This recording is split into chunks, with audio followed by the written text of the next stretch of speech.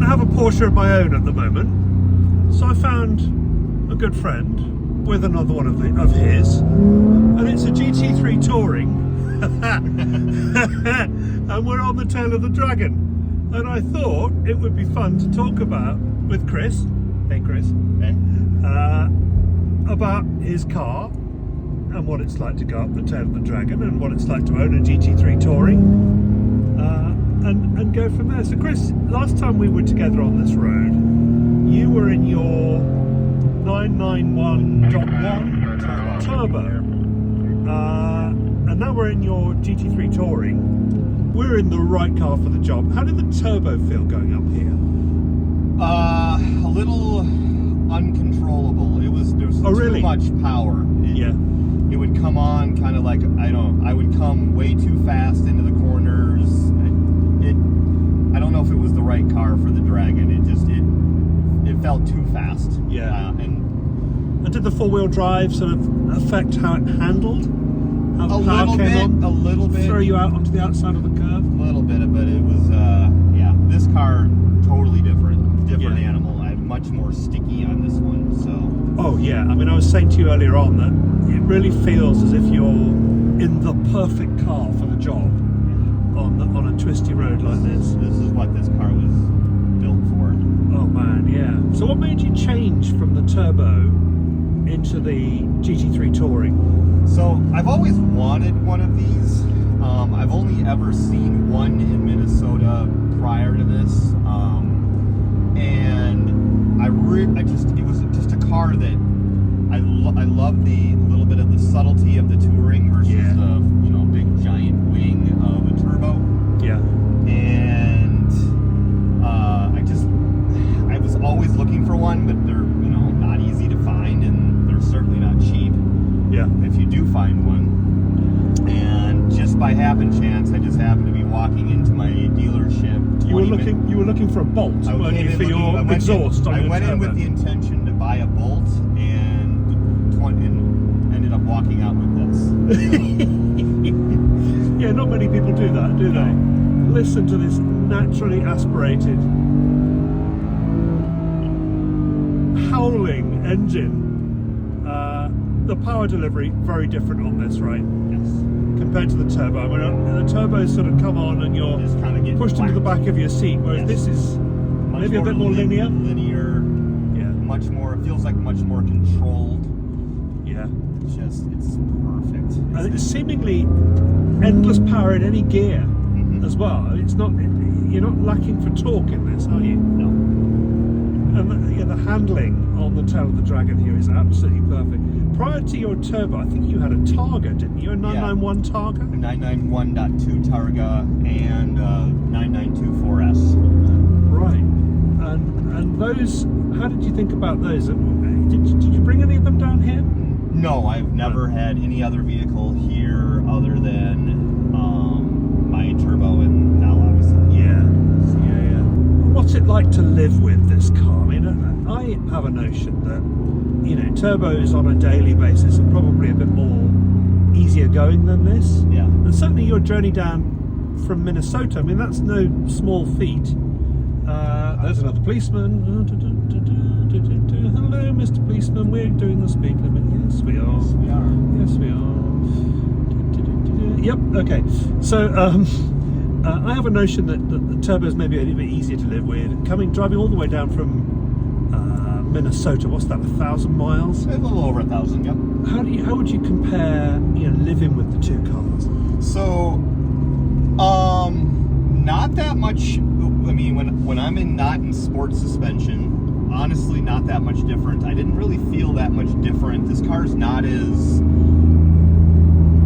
unforgiving or as raw as like a 3RS or you'd think. I mean, suspension-wise, I think when they're both in their just normal mode, they feel pretty identical. I mean, I drove this car through 7 states, and I felt it be very, very comfortable. Never kind of felt like, Yeah. So these seats are amazing. Oh, they are. I personally, one of the things I wanted in my GT3 was I did not want carbon buckets. Yeah. Simply for the reason that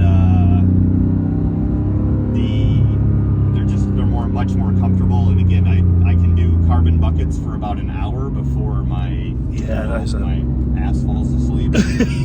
Yeah.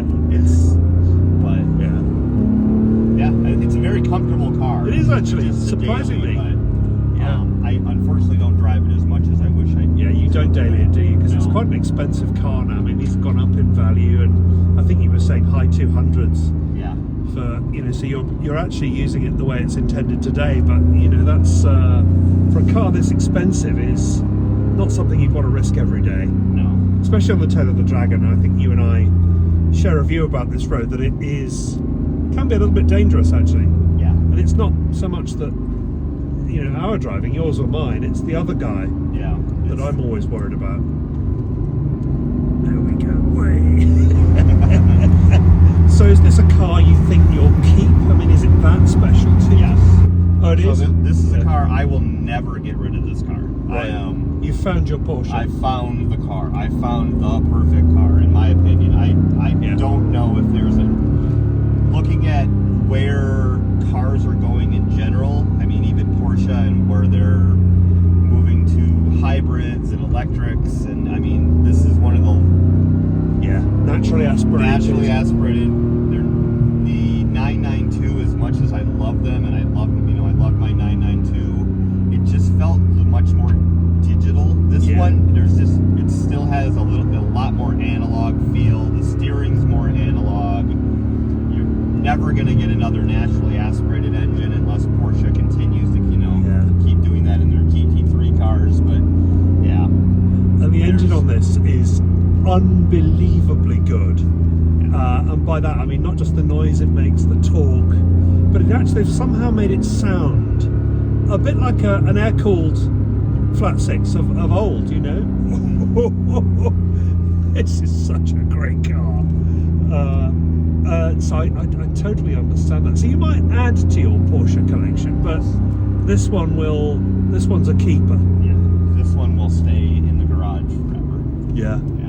I don't see myself ever getting rid of this car. Nice. So.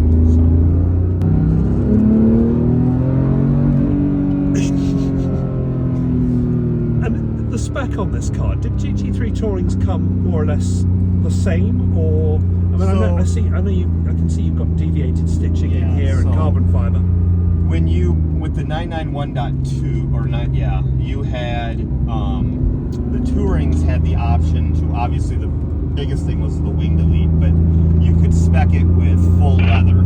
So this car has the full leather.